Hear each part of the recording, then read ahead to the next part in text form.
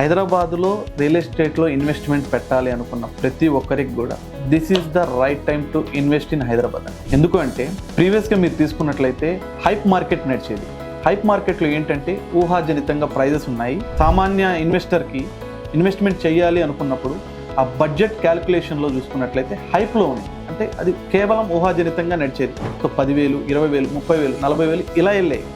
ఇప్పుడు నడుస్తుంది real market. This is the standard market. So ఈ మార్కెట్లో కనుక ఇన్వెస్ట్మెంట్ చేయాలి అనుకున్న వాళ్ళకి కాంపిటీషన్ తక్కువ ఉంటుంది, డిమాండ్ తక్కువ ఉంది. సప్లై ఎక్కువ ఉన్నప్పుడు డిమాండ్ తక్కువ అయినప్పుడు ఆటోమేటిక్గా ఏ కంపెనీ అయినా కూడా సేల్ కోసం క్లోజ్ చేసుకోవడం కోసం కంపల్సరీ మీకు స్టాండర్డ్ రేట్స్లోనే క్లోజ్ అవుతుంది. బయ్యర్స్ మార్కెట్ నడుస్తుంది.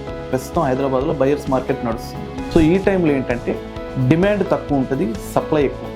సో డిమాండ్ బేస్ చేసుకొని కంపెనీ కూడా మూవ్ అని అవుతుంది. ఈ టైంలో ఇన్వెస్ట్మెంట్ చేయాలి as a investor point of వ్యూలో ఆలోచించినట్లయితే కస్టమర్కి బెనిఫిట్ ఎక్కువ ఉంటాయి. ఈ బెనిఫిట్స్ని యూటిలైజ్ చేసుకోగలిగితే యాజ్ ఏ ఇన్వెస్టర్గా మీరు సక్సెస్ అయినట్టు.